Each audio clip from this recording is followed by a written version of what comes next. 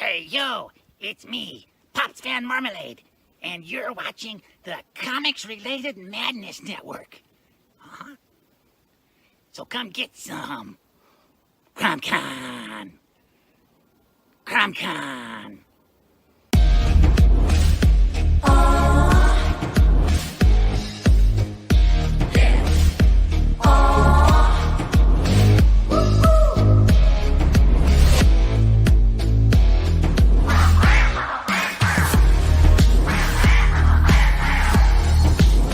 Your favorite podcast, it's Critical Blast. Hey, we want to shout out to our sponsors, Daytona Beach Comic Con. If you are a fan of comic books, if you're a fan of comic book conventions, and if you like meeting comic book creators and getting comics and comic-related stuff, then you need to make your plans to attend Daytona Beach Comic Con. This year's show is September 9th and 10th. Silverline will be there, so you should make your plans to be there too. We'll see you there. If you like comics and find yourself in the Orlando, Florida area, doesn't everyone come to Orlando at some point in time to see the House of Mouse? But when you're here, you need to make it a point to visit Coliseum of Comics, especially the one on East Colonial Drive. They carry Silverline comics, even a limited edition Coliseum of Comics version of our comics. So, when you go, be sure to ask for Silverline Comics and tell them we sent you. OCD stands for Orlando Collector Deviants. OCD, Steve and Trish. They're a family of geeks who promote geek things, particularly those around the Orlando, Florida area. They're big supporters of Silverline, and we think you should be supporters of theirs too. Go give them some love. If you are an independent comic book maker and you need to get your independent comics made, you need to look no further than Kablam Digital Printing. They print our books, and they do a bang-up job. They're not only trusted by Silverline, but many, many independent comic book makers. Head on over to Kablam.com and see for yourself just how easy it is to have your comic printed by them. And tell them Silverline sent you.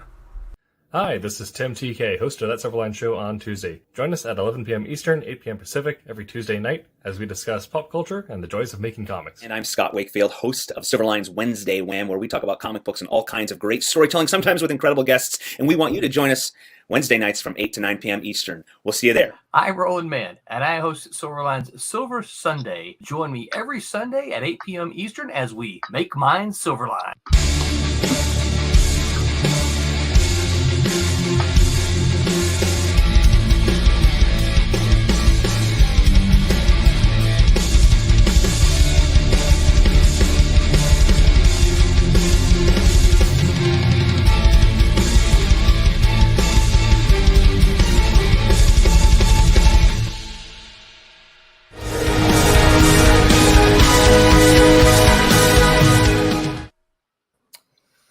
Hello, Internet. Welcome to That Silverline Show on Tuesday. I'm your host, Tim TK, and I'm joined, as always, by David Rios.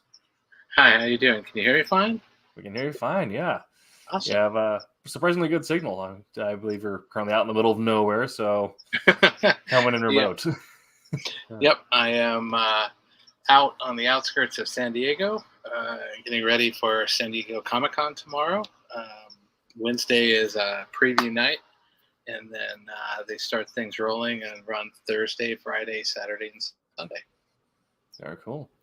Well, I hope you have a great time while you're there, but for tonight, we are discussing your first steps to making comics. So if you're a new creator or are interested in creating your own comic, this is going to be kind of a maybe not so quite much a guide, but a series of pointers, tips, things we wish you knew, things that we wish to pass on for getting started in comics. And we have some different perspectives on this as well. First, I'm a writer, and David is on the art side of things.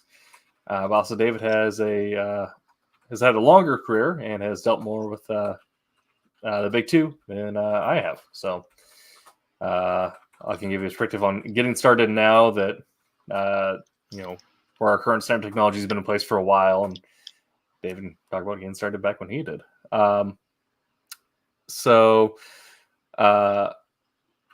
First, we'll kind of hit on the broad strokes. Getting started in comics. don't do it for the money. Do it because you like comics. Pretty much. Yeah. Carbon Puncher's perspective.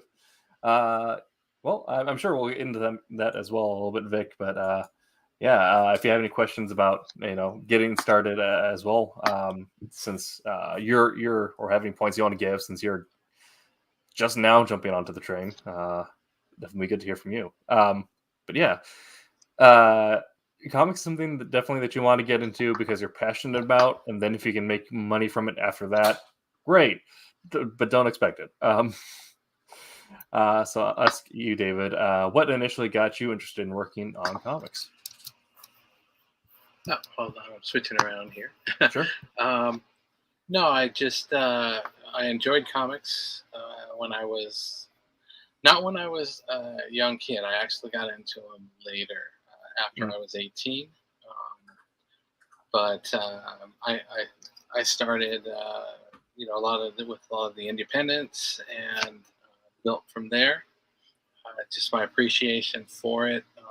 I also had been working on a commercial art degree, so I had some background experience in that.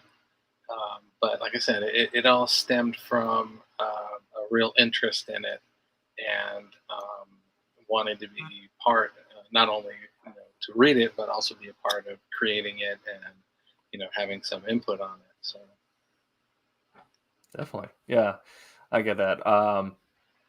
I got into comics when I was younger, but bounced out for a while and then got back into them in my later teenage years. So, kind of somewhere there, and that I didn't really get into reading them, collecting them until I was already late in high school. I had stuff I got from my dad and the runs of X-Force or Cable that I cared about beyond that, but nothing really beyond just my main focus. And then at some point something ticked in my head where I realized that it was someone's job to write comics. Yep. It's like, you are correct. yes. I was like, wait, that's something that I could do, and it sounds like something that I'd have fun with. And so at the time I was going in and getting the degree in writing because I was looking at potentially writing for other media or just pursuing being a novelist. And then that's when I met Roland and kind of made that connection there and follow that path. But it was just kind of this weird moment of realizing that the thing that I loved and that I really appreciated just how absurd they can get. But it, someone had to go through and make things absurd and do the things they're doing, and I wanted to do that. So yeah, that's what my appeal in comics was. Yeah, with me, it's like prior to collecting comics, I was a big anime fan. Loved Robotech. Robotech was my favorite. Obviously, I loved Macro Saga. So on Masters, but Sure. I also really loved the New Generation, which actually kind of drags into my love of motorcycles because the New Generation or Mesopedia. They rode around on motorcycles, and then they had the jets they flew around with and all that stuff. So it wasn't until I had a friend, my mom's high school friend had a son that was out stationed. He was a Marine stationed in 29 Palms, California. And he came down for a weekend and stayed with us. And he stopped by a comic store actually in the town I'm living in now, and brought it back to the house. And it was one of the things that he had with him was he had some Robotech comics. Like, ooh, my eyes opened up. Loved that. So immediately had to go back to the comic store and go get some Robotech comics. And from there, it just kind of went on and expanded and all that. And ironically, some of the stuff that Malibu had, they picked up some of the Sentinel stuff, the sequel to the original series, and kind of drifted interest there. And also in my time with some of the local comic shops is where I got introduced to Dave Olbrich, who used to come into the store a lot. I talked to him from time to time. Also ended up getting a job in a comic book store. And I think you have a visitor over there. I think one of your cats. This is Tom Petty is visiting us. So through that, there was a lot of local things between the comic shop that I was in.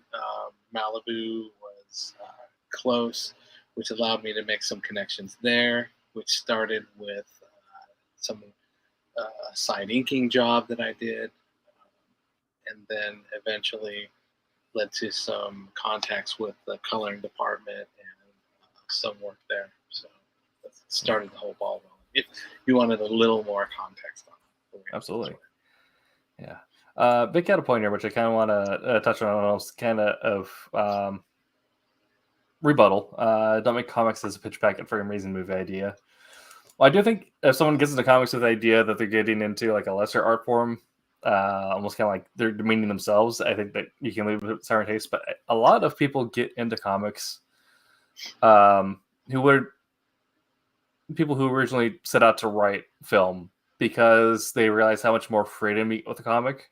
And not only that, but the fact that, if you're trying to write and produce, you're not having to raise six figures by yourself to hire everyone. And also, what will probably end up happening after this, we'll probably get a lot of new comics that come out over the next couple of years, because that seems to happen every writer's strike. Everyone starts working on passion projects. I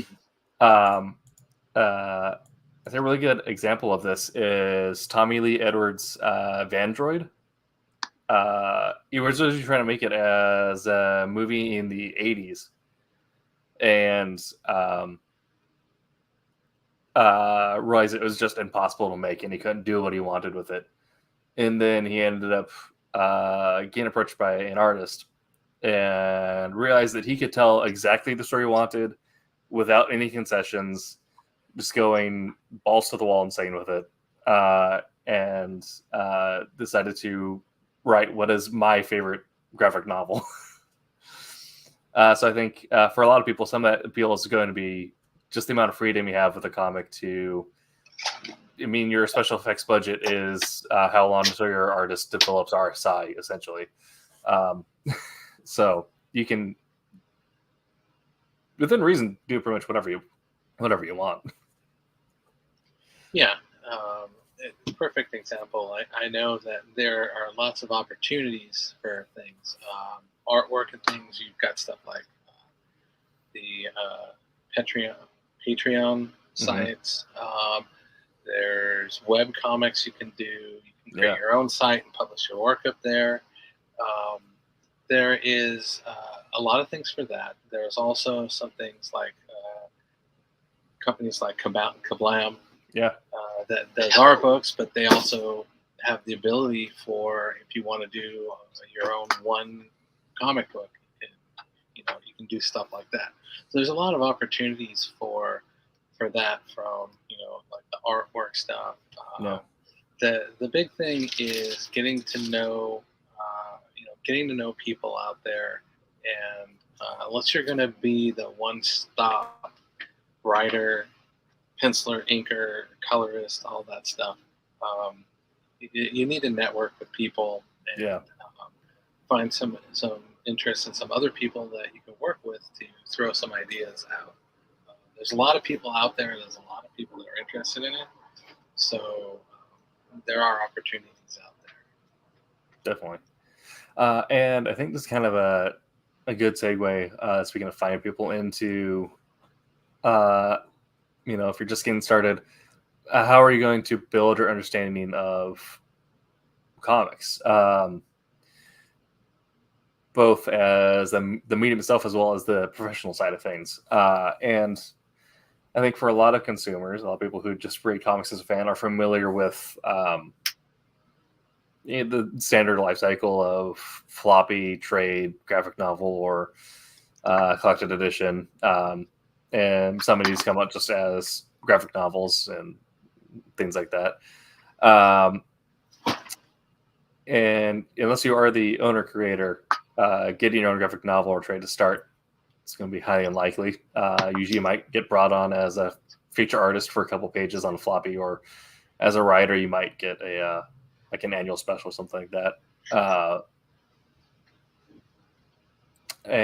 But if you're looking at, wanting to go to comics and thinking it's going to be immediately the Marvel style of production, it might be very different. You might get started, sell something to 2000 AD, and then essentially go straight to creating a trade. Or you might go to Image, and Image only buys complete books, so you might need to complete your entire graphic novel before it even gets passed out into someone's hands. So format's going to be completely different, and because of the way that the business works. And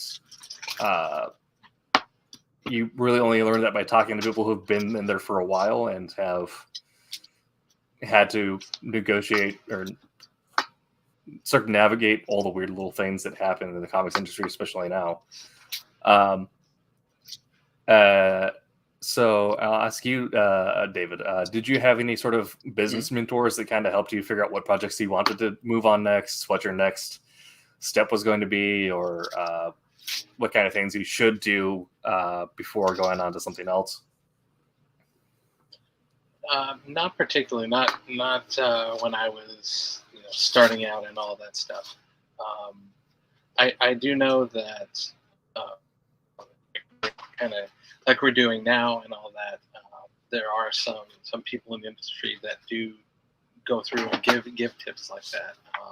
Dave Ulbrich is an example of that. His Geek View Tavern site has he does some tapings of the shows, so he's going to be doing a couple panels here, and typically on those he typically has one panel that he goes through that talks about breaking into comics, and you kind of touched to that at the beginning, where it's like you don't expect to quit your day job and be an extremely successful, high-paid individual.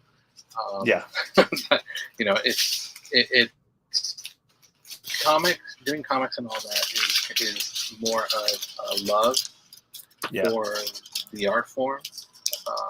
And if you're lucky enough to be one of the few that gets in and has a good break, then awesome. But for the most of us, it's an art form of wanting to do the work and come out, and what you get is what's negotiated and all that is what you get. But it's another thing that Dave Ulbrich talks about is some of the things about knowing, setting up what kind of contract type things that you want to do, what's important and all that. So there's some information on there. And Dave's a great guy, very knowledgeable, and usually has a team, Tom Mason, Chris Olm, and some other professionals on his panels that have long-term connections and all that. So definitely worth checking out some of that stuff. Very cool. And it's it's like I said, it's a love love for the medium and stuff. So definitely.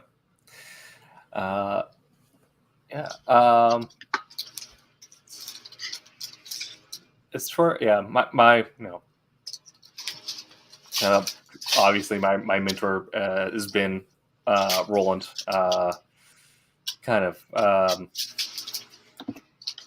From my first introduction into, hey, I can actually make comics and have that be something I do and get them out there.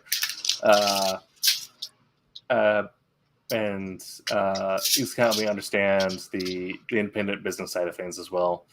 But the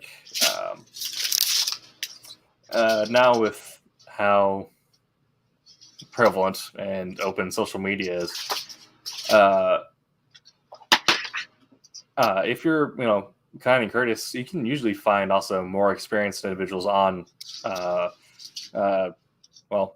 Twitter may be on fire by the end of the year, but Threads now, I guess, Reddit, Instagram, and reach out and be like, hey, I'm a big fan of your work.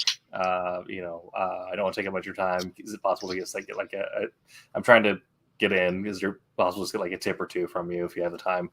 And you'll usually, depending on the individual, find if you're genuine and courteous, you'll find some good responses. Donnie Katz was really good about giving people good advice on social media. And as far as writers go, he's kind of the definition of breaking in and staying in for a while.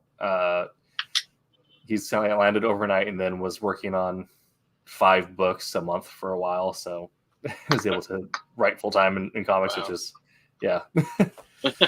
That's a lot. Yeah.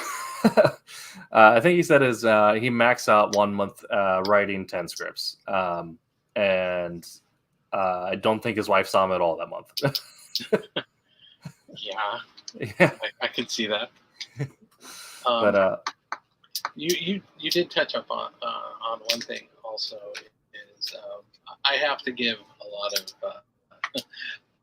lot of kudos to Roland. He's driven driven Silverline with the stuff that he's done. He did some great stuff at Malibu, but it comes down to the fact that Roland is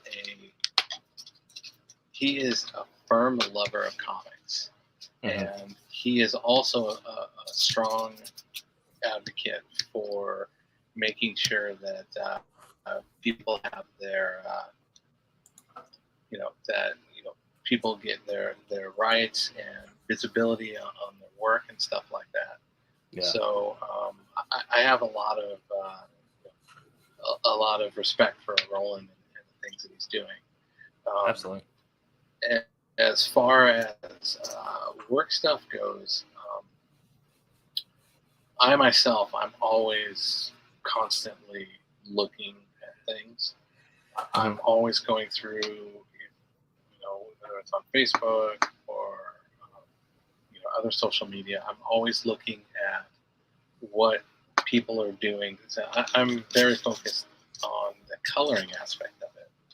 So I'm always going through and I'm looking at different things that are posted, like pictures that have different lighting effects, different, how are they mixing? How is somebody, for example, mixing in, their black colors?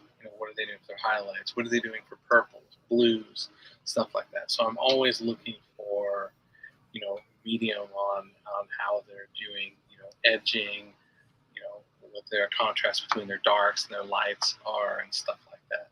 And in addition to that, I'm also, I follow quite a few of the different artists on like Twitter and stuff like that. I guess, like you said, probably have to switch over to Threads, but I look at, I really like it when I see people posting on creating the work.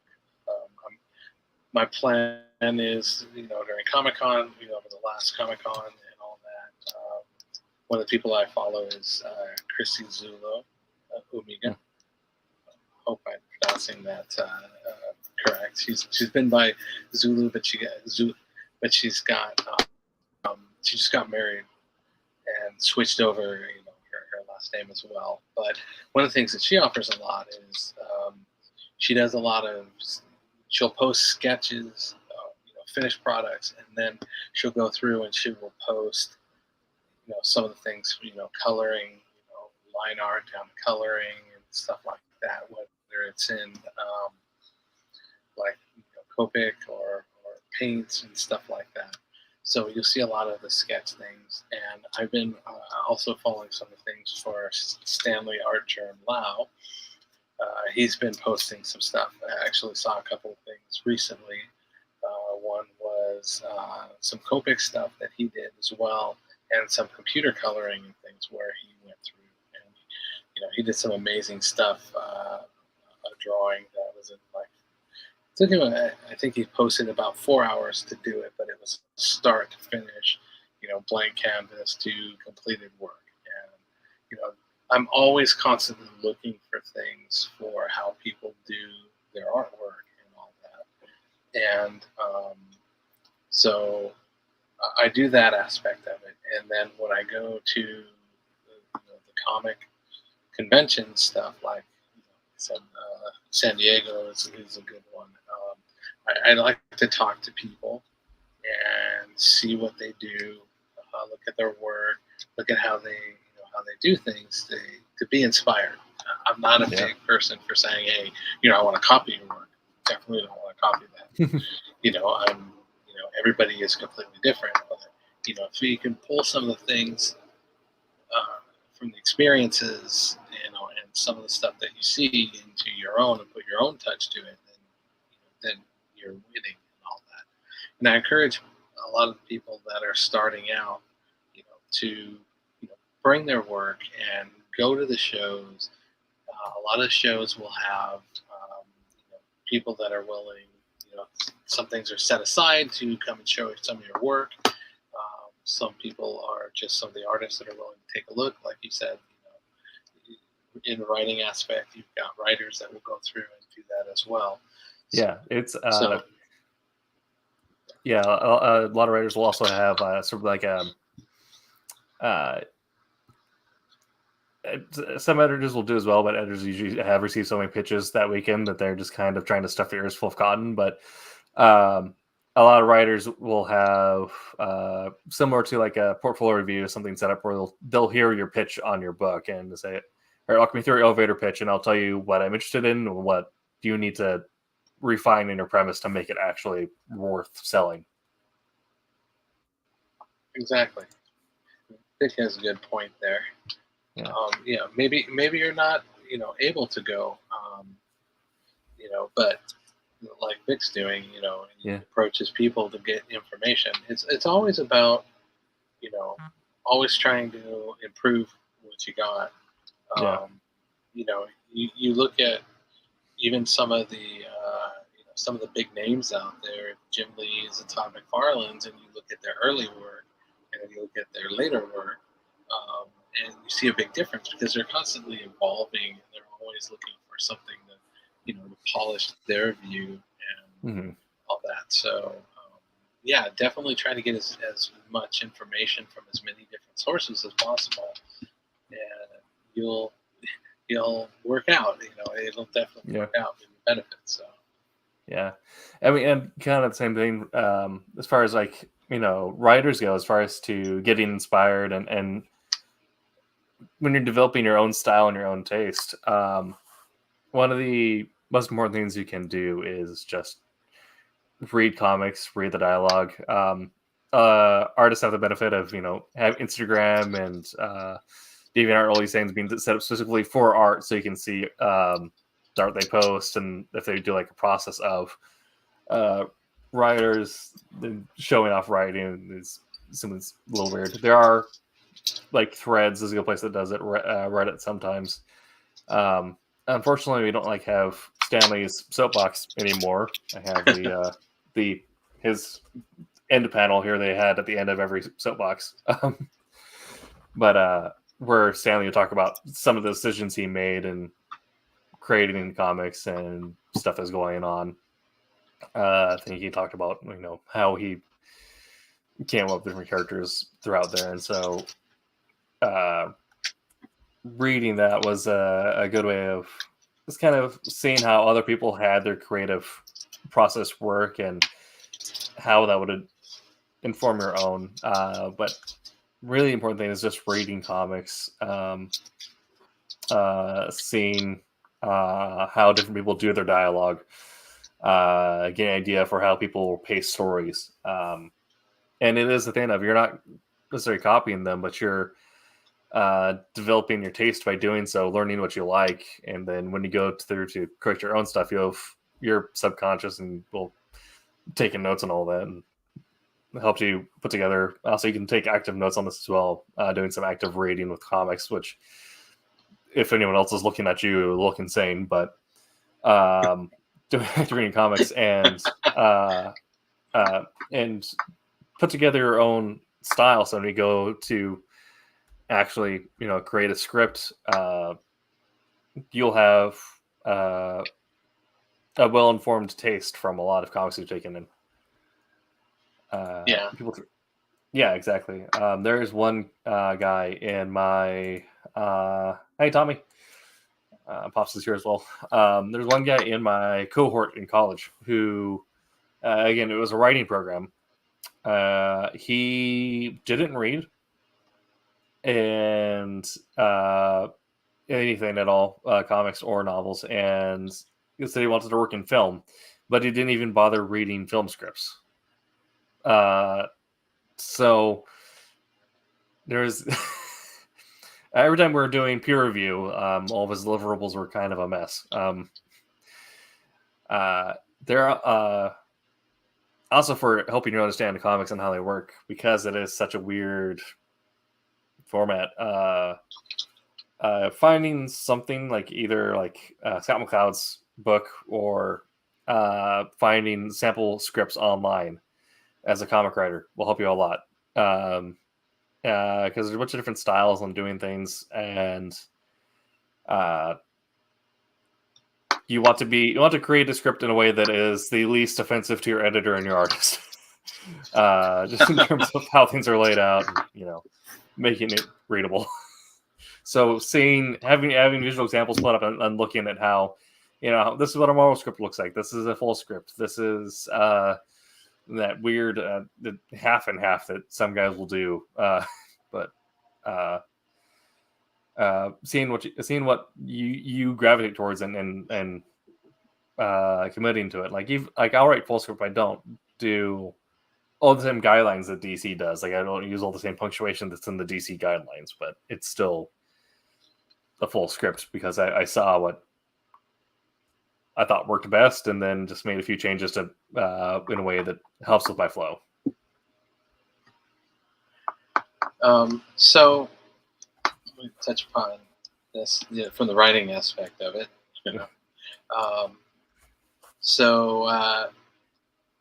Would you also say, obviously, try and find as many of the comics related stuff, scripts and things like that, samples and stuff like that. But wouldn't you also say that other influences to take in, like movie scripts, Yes, novels, stuff like that, all of that, I think the comic strips and all that will show you the layout and all that. But I think some of the other things are, by going through and looking at different mediums, and writers of novels and all that will give you things, different perspectives to bring into that, and movie scripts and all that. Like, for example, I think one of the ones that you could see that puts a lot of interest is like Rian Johnson's with his Knives Out stuff. Yeah, there's a lot of things in there that you could go through and kind of get your thought process going. Maybe there's some stuff that he brought up in here that may transition well into comics and all that, and then you start applying your comics guidelines with that. But you're absolutely going through and bringing your thought process into it for that. So I'm assuming that that's that's a lot of the guidelines and things to think about as well, from a writing standpoint, which is more of your expertise. Absolutely, yeah. Like a good story is a good story is a good story. Like finding things that work in any medium and again, going back to that active reading or even like just subconscious reading, one of the most important things you can do as a writer is read for enjoyment. And because your brain's going to pick up on what you like, and that's going to get internalized into your long-term memory after being exposed to it for so long. But yeah, I mentioned this before, but creating Wolf Hunter took a lot from the screenplay for the most recent Murder on the Orient Express, as well as the novel Tinker Tailor Soldier Spy. It's kind of, taking in things I like, things I don't like, and piecing them together using a comic format and my own story. And so there's going to be elements in there where, like, that if you like really got delved into the deeps of it, you say like, oh, this is this is like influenced by this scene here in this book or whatever, because you're going to be receiving so many mental images that when you go through and create your own thing, you just naturally regurgitate the stuff that you like, but with your own spin on it. So absolutely, like any sort of reading or just finding some way to engage with the story. I have one book that essentially is heavily inspired by Destiny 2 and Nier Automata. Okay. Just two video games because they're narratives that I really enjoyed. And so when I went through and created this and I went back after I looked at it, I'm like, oh, okay, this is me dumping this appreciation of lore that I have. There you go. Yeah. Yeah, I think it's always a matter of, just the more things that you go through and influence you, it's just constantly expanding your thought process, expanding your minds, your interests, stuff like that will go through. Yeah. I mean, when you watch a program on TV, for example, that you're like, wow, I just turned this on because it looked semi-interesting, and I watched it and it blew my mind. It keeps the thought process going, and for a creative person, definitely can spark some things going forward. That's our big question here. No, I have not, so I have no idea what's happening there. I think they may be gone. So I'll see about getting that reassigned. Yeah, I imagine also we kind of talked about this when we were first getting to know each other. But as an artist, I imagine, enjoying properties like Final Fantasy, I imagine that a good chunk of that is also appreciating the aesthetic of it and sort of taking in the monster design and the colors and all that. Yeah, definitely. There's been some very, very strong artwork that's driven the Final Fantasy series, from the early days up through 16 just released. Yes. So that's definitely some of the some driving force. Definitely, some of the showmanship that they have in some of the scenes and the colors and things like that. Definitely do kind of drive some of that stuff, and anime as well. Mm-hmm. It's just some of the things fit better in some forms versus others. I mean, I love a lot of the the manga stuff and some of the like the Gundam things, the Gundam books and that. But some of those, where you're dealing with, okay, well, you've got the Gundam property and books sell based off the Gundam property. That doesn't necessarily mean that if you decided to run out and create a mech comic that that's going to get a huge wide response. So you also need to kind of look at what the trends are Obviously, comics are very superhero based. Other stories like some of the Sandman stories and stuff like that.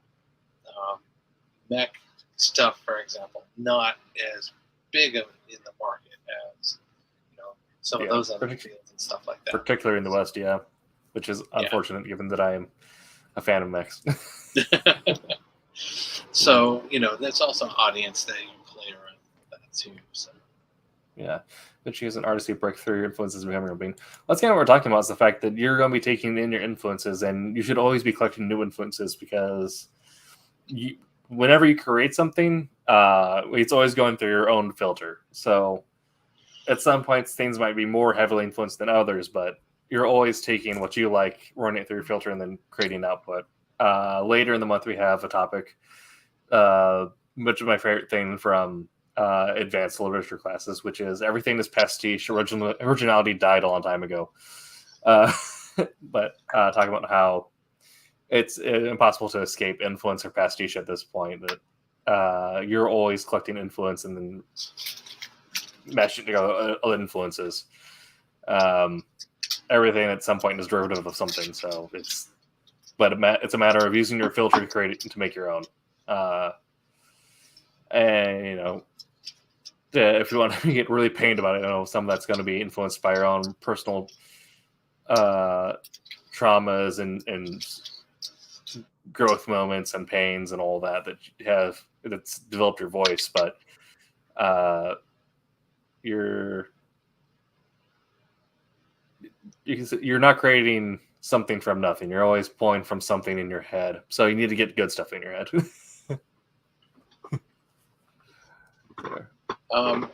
Like I said, I'm constantly looking at new stuff, new things.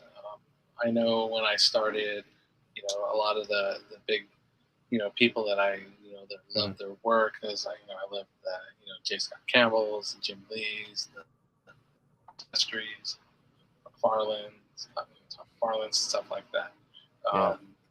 But more recently, I still love all their work. There's no, nothing that I've moved on or something like that. But I've been expanding, and I've been looking at a lot of creators like, like I mentioned, Chrissy Zulo, Art Germ, and like Francesco Mattina, Derek Chu, David Nakayama. So there's quite a few that I've been picking up recently that are kind of expanding my interests and piquing my interest and stuff like that. So definitely always keep an evolving thing, and there's a lot of amazing stuff out there, and a lot of amazing from my point of view, different colorists and color houses and stuff like that. So there's lots to learn, lots of influence, and just keep going through, and keep always expanding. That's from an art point of view, but same thing from a writer. I love to read. I love to read a lot of stuff. One of my favorite writers is Timothy Zahn. I love a lot of his work.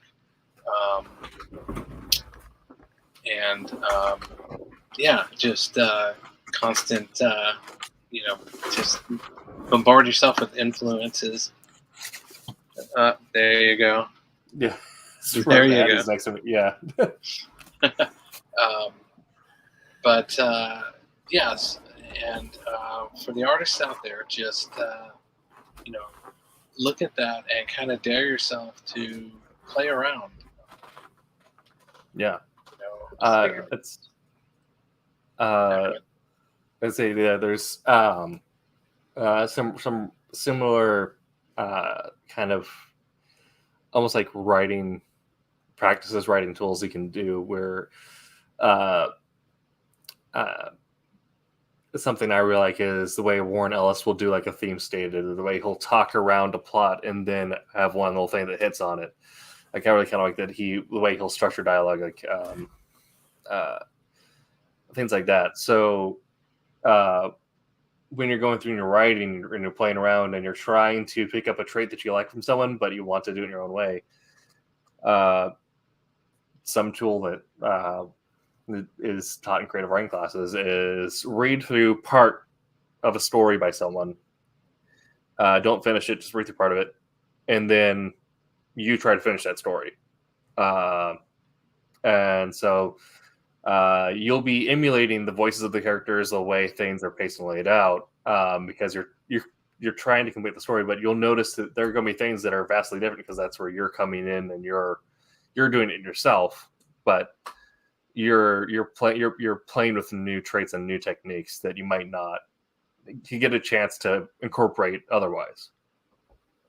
Yeah, that's very interesting. Yeah, I hadn't thought about that.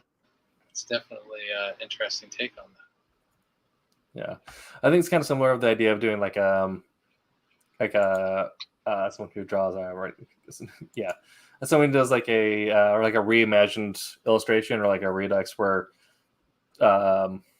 you'll like classic ones is always everyone tries to redo the Spider-Woman cover every year, but where you look at a cover or you look at something and then you take it away and you draw your own thing or you illustrate your own thing, trying to do that same thing, but you're going to notice that you do things slightly differently.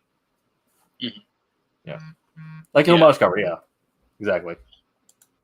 Yeah, just remember that if you're doing that, always try to credit. Depending on how close. If you're just using some examples and all that stuff, do it. But you see a lot of things that you'll see. You're doing this after so and so and all that. So depending on how heavily it is, always be courteous and try to credit the original. Yeah, if you're especially if you're putting it online, otherwise you're gonna be in a situation where it's like that X-Men issue that you colored and then got recolored. Yeah, that was that was interesting. So that was an X-Men alumni book. I did the panel and then found the same artwork, which is interesting because tomorrow Kevin West is supposed to be on Silverline, and the person he's the one that did the drawing for that original X-Men panel that I did. So it's just all right. That's yeah. And we'll get you. Reach out to the Wednesday stream and have him like, hey, guys, get your opinion. Have him give his opinion on the original versus what's going on over here. Yeah, it's just I don't know if they just copied that, but the coloring and all that they use a lot of similar things. No. So just make sure you credit, if you're going through, depending on how heavily. If it's just kind of an idea and all that stuff, that's great. But if you're using somebody's layout or recreating, an homage cover, something like that, where you're using that scene as an initial starting point and then putting your spin on it, at least throw in some credit. Credit because they did the hard work to get it out in the first place. They should be credited.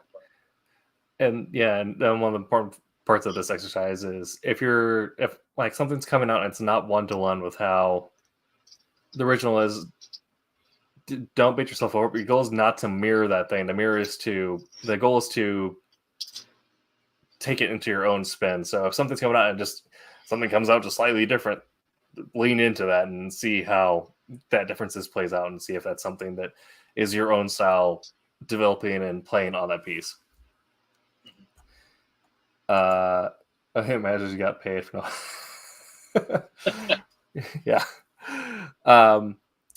but getting started in comics, especially now, you kind of going back to a changing gears here.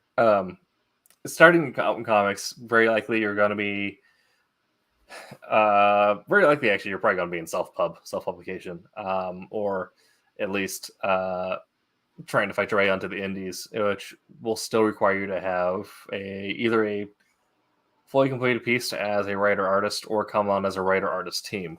So some important skills you have to develop early on is how to collaborate. And depending on how well the people are working with, how to find legal contracts and negotiate them. So, especially for writers, because there's no shortage of writers, but good quality artists are always in demand. And usually it will involve, as a writer, usually you have to pay an artist, sometimes ahead of time, because the art, as much as we like to hold our scripts up and say that they are our magnum opus and that we have created the next Watchmen, the likelihood we spent 2 weeks on it and the artist is going to spend 2 months on it. So, you know, very rightfully, sometimes artists like to get paid for that time. So figure out how you're going to do that, because you may not have the funds to pay them out of pocket. So you might be like, "Hey, are you okay with collaborating on this?" And then we'll take it to Kickstarter or Patreon or something, or Webtoons, and in the split, as an artist, you'll get 80 and I'll keep 20, something like that. And that's actually a very gracious split. A lot of times you're going to be seeing like 85-15, or in some cases 90-10, depending on the quality of the artist. And that's normal. Again, we're spending 2 weeks on a script, and if an artist is also doing full color and everything like that, it's going to be quite a bit of time for them. Or if it's someone that you've known for a long time, where you have a really good friendship or working relationship with, you might do something and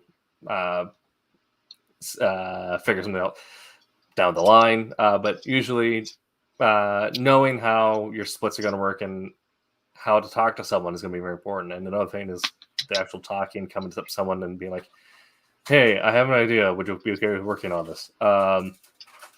It's a whole other skill set beyond just the elevator pitch, is actually pitching yourself to an artist to work with. Vic, 70-30 works for me. I mean, you could probably claim for more if you're being a penciler.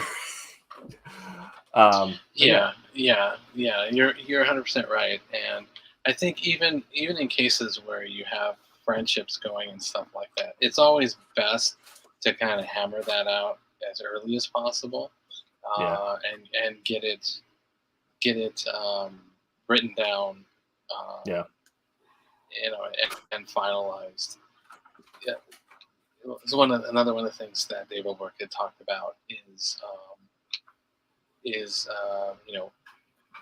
once you get to the point where you get discrepancies and you've got things where, all right, well, I need to get a lawyer involved and stuff like that. That's where the big costs start coming.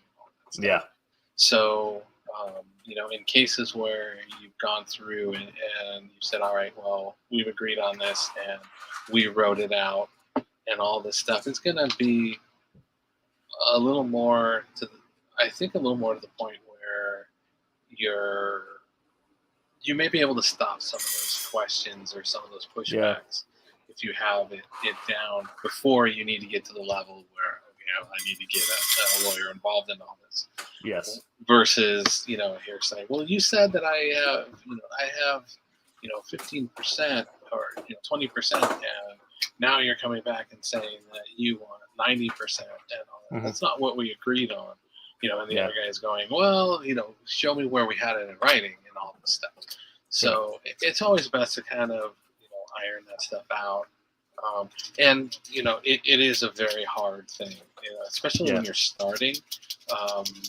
When you're starting and going through, you don't know what rates are and what the norm is and stuff like that, and what you may be like, I don't know if I really feel comfortable asking for this, right. And you're a little more willing to accept something less for what you do, and also you're starting out.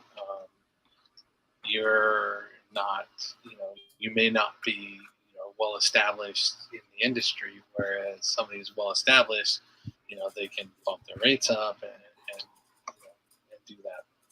So And another thing on one of the panels that I saw, I forget who mentioned it, but it was a case of how willing are you to get something out with a longer goal of, maybe I'll take a cut on this to be able to get it out and get it out there that will drive my career farther down the line. Oh, absolutely, yeah. So there's a lot to think about that. That is that is a very kind of tough, detailed subject. Definitely. I'd say kind of getting into like even more of the weirdy, nitty-gritty parts of this. Vic, as an illustrator, offering 30% is kind of wild. However, I could see that being the case if you want to keep full design rights. So usually the artist or the writer is going to keep the story rights, so the story can't progress unless they have created the script for it. But as an illustrator, you can say, okay, but I want to own the rights for the character designs, so then I can redo these whenever I want. I can do full custom illustrations, sell them at conventions, do the whole thing without having to worry about you coming back later and saying like, hey, that's my character, you can't do that. I want to own the ability to claim this character and just do whatever I want with the visual designs, whatever I want. And then you get into like points of like, well, can you put that character into certain properties without, if it's not the same story? And that's kind of where you have to like get down into where you're defining the character design and where you're defining the story. And that's going to be a long set of conversation. There's plenty of bars in LA which have full table seating, with the purpose of it being creative partners and a witness to hammer out a document and then have all three sign at the end. If you ever get a chance, if you're in LA and you have a chance to go by royalties, it's kind of funny. They have a wall where writers just post their tiniest royalties. So you see checks for like fractions of a penny. I'm also going and like it's for now. Sure. But with the percentage, that's one thing. You can kind of begin if you're charging like flat page rate. I can kind of see charging a lower page rate than someone who's been in it for like 5 to 10 years or so. But percentage-wise, you're usually also working with a writer who's also new. So if the writer was negotiating a contract with Image or Marvel, they also wouldn't be able to negotiate for a higher contract. So, however you guys put that percentage, you're probably looking at being in the same experience bracket regardless.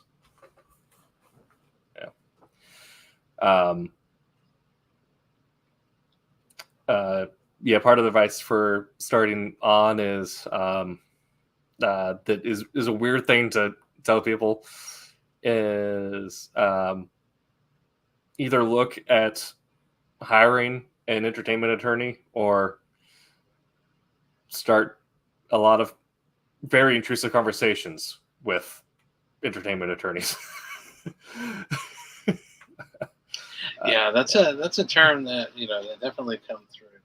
Entertainment attorneys and stuff. So yeah, that's kind of the niche where comics fall. So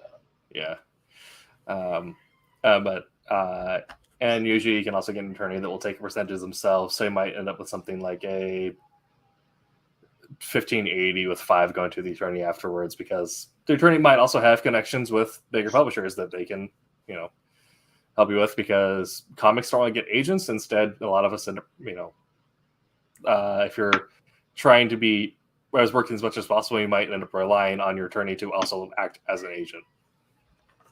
Yeah, that's another thing too. Is what area do you want to go through? I mean, if you're trying to negotiate this and run your own book, for example, you can spend your full-time job just trying to get everything lined up and printing and getting the rights set up and all. I mean, you can spend all your time and not touch on what you're I just want to write this book.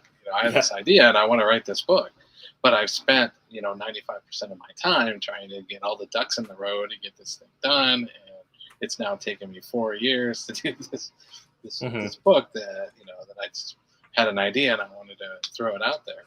So Definitely. yeah, that's where you get some of the transfer over to somebody with that may have a little more expertise in this. But as you bring those people in, you got to be aware that that will cut into your profits and proceeds there. Definitely. And Ryan 8515, yeah, I mean, if you're I mean, as someone who's been writing for a couple years now, 15 seems like a good split to me. Like if a writer is asking for more than that, they better be real good, or have a big name pull, which you can essentially use as your marketing. Because that's also significant. Marketing is also a whole thing you have to consider. Thankfully, social media exists now. But you kind of, they were kind of talking this, going to conventions is usually going to be one of your best ways of getting in front of people, and then also becomes your point of sale. But being conventions, being on social media, just trying to get your in front of people, because there's a lot of noise in comics, so you're trying to rise above that and just get people to look at you for a second, enough seconds for them to give you $5. But yeah, that's a whole other thing. But one of the best things you can do, going back to collaborating, is developing good, courteous relationships. Just talking with as many other creators as possible, because they might have a following, and if you're friends with them, then their following might follow you because you're friends, or find ways to collaborate with more creators and just keep on spreading around the pool. Yeah. Yeah. Also remember, that everybody who's in this industry has their examples of, their rejection letters and all Yes. that when they started. I have my, ironically ended up working for Marvel, but I had back in the day, I have my Marvel rejection letter. I have my DC rejection letter. Yeah. So the key there is don't let that derail you. Persevere. Just keep going, persevere, and just keep going out there. And also remember, it is a hard industry. Remember that that line of people that want that job that you're after. There's a ton of people that have a lot of skill sets that may be the same as yours or higher than yours, but you may get it may just be a luck thing. You get lucky and connect with the right person, because Absolutely. a lot of it is connections. Yeah. And getting to know people and put your work out there. The like example with the convention, it's like you show up to a convention and say, "Hi, my name is so and so, and this is some of the work I do. What kind of things do you suggest?" And you go home and you take some of the things that they have, but then the next convention you come back, you go to the same person, and go, "Hi, remember me? I have this, and I use some of these. What other suggestions you have?" And then you go home, and then you come back to the next convention, you go back to him. Pretty soon, him or her, not anybody in particular, but now you got the person that goes, "I remember you. You're the one that I've been talking to for the last 3 conventions. You're improving. And maybe at that point it's like, hey, I got a project. Well, there's somebody that's come to me, and they're pretty good. They're a little rough. Maybe they have, something that you're looking for, and maybe you can work with them." And that's how the little sparks and things and connections go. It's make yourself visible, make yourself polite, appreciative. Thank you for for your things. Even some harsh criticisms. Thank you for that. I will go and I will do that, and take that advice, and that little bit brings out those connections and those relationships with people. And maybe the next time that you deal with that person who's harsh with you on the first one is like, hey, he went through and did that.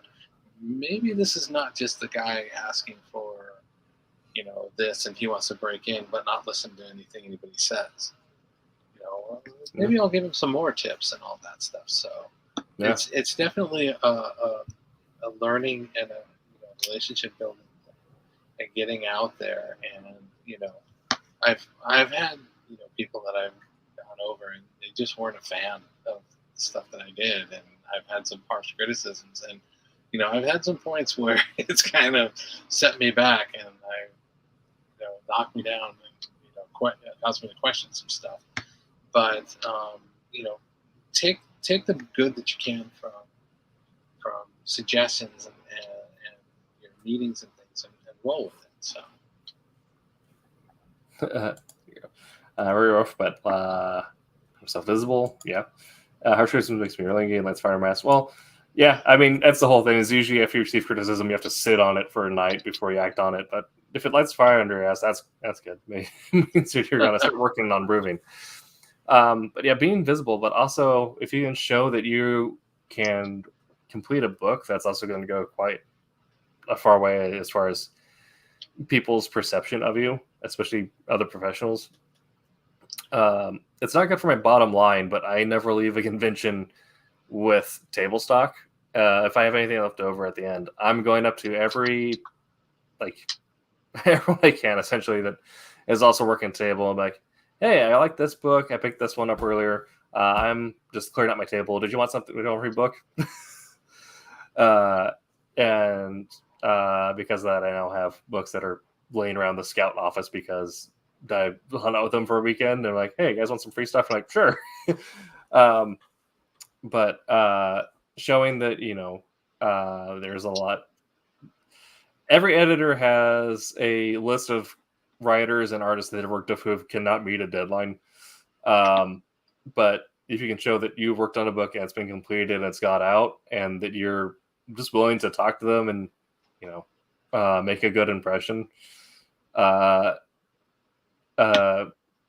are going to be more willing to work with a professional who could use a few points to refine than a quote-unquote perfect artist who doesn't do their work. Yeah, and also remember, this is more obviously from an art point of view, is, and I hear this talked about quite a bit, is everybody that's an artist can turn around and set in a splash page. Mm-hmm. Here's a splash page, a single panel.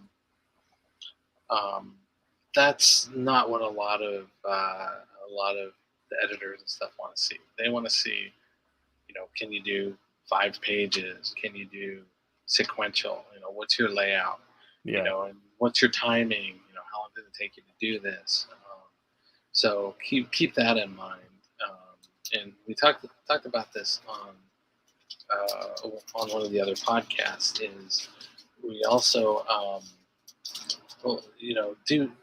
throw some things out there. Like some of the things that I've been trying to do is time some of my pages. Mm-hmm. Because once you go through, you're like, you can drift and spend 2 hours on trying to get the perfect hairstyle, or something. Oh, this costume, I don't like this color, or I want to redo this. Well, meanwhile, yeah, that's fine if your goal is to put out your own book at your own pace. But when you're getting into a thing where you're under a particular deadline, where there's a month to complete a comic, it needs to go through your writer, your penciler, inker, colorist, letterer, and then get published and all that stuff. You don't have that time frame to work with, so you need to keep track of that and see what you can do to keep yourself on track, keep your times down. Yeah, it's also sequential. That's good. Yeah, sequential pages is going to be your key to get pains 3 minutes on a tree branch. Well, I mean, how big is the tree branch, and how impressive is it? Yeah. It's one of the ants from Lord of the Rings. You got to put a lot of detail. Yeah. Say if we're doing like an ant, or if it's like the time we got Ratatoskr and Thor, and we're showing the Tree of Life, that was. I imagine they spent a lot of time on that tree as well. Yeah. We're not talking about George Perez level art here. 2 inches a page. 2 inches. I mean, that's feels sizable. But it's like a square 2 inches, or yeah, it's a whole thing. But I guess also if you're illustrating like a very white bread generic superhero where it's just square features, pecs, and a couple lines in the abs, you're probably gonna save some time there. Yeah. Let's see. Is there anything else I have? But yeah, we did kind of talk about a little bit about working. We talked a lot about how you get in working with a publisher, and for a lot of people, getting comics is in some way working with a traditional publisher.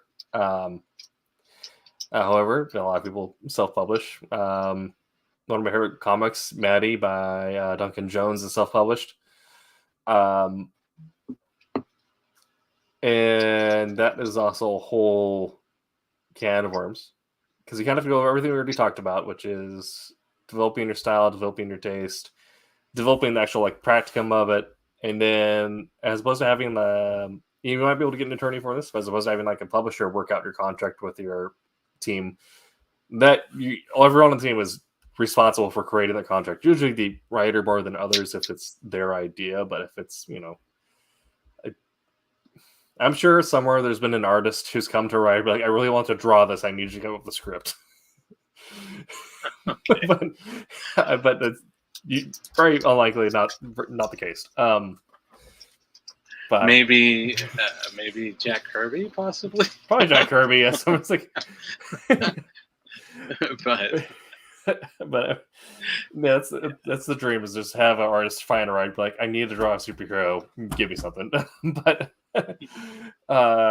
usually it's the writer's idea. So usually it's on the writer, create the contracts, do all that, and then you have to go through the printing process, which Kaplan makes easy. So talk to Tommy. But finding a printer that works for you, doing test prints, making sure good quality. Are you crowdfunding? Are you doing that before the process, after the process, during the process? What kind of things is everyone contributing to the marketing of that? Is it only like on a few people to do social media posts? Is everyone doing social media posts? Is someone doing a stand-up at their local like bookshop? Are people giving additional features to the crowdfunding for like rewards to like increase value for funding? Are you how many books do you need to sell to break even, and at what price point? That's a whole thing. The cat is running on screaming. Yeah, and so there's going to be a lot more considerations with self-publishing. However, you also have to consider the fact that you're not dealing with any editorial requirements. There's no one saying like, we need you to do it by this time frame. No one's saying that you need to make it part of this book universe. However, the main reason I don't like self-publishing as much is I like getting the no's from working with a traditional publisher. I like kind of the validation that your project is good by going through an editor, or having someone reject it from the rip if it's an idea that needs to be workshopped first. Because very likely if you're doing self-publishing, I'd recommend getting an alpha and beta reader to read over everything you're doing, and then once you get your thumbnails and kind of the rough idea of everything, also go over that again and double check everything, because the book stops with the creative team. So there's no one else saying like, hey, this is a bad idea, you should change this. Yeah, I mean, the last thing you want to do is say, all right, well, I'm going to do my own book. And yeah, you can't say, well, I'm doing my own book because I want to do my own book. And I only care that I'm the reader, and I just want to make myself happy, which is fine.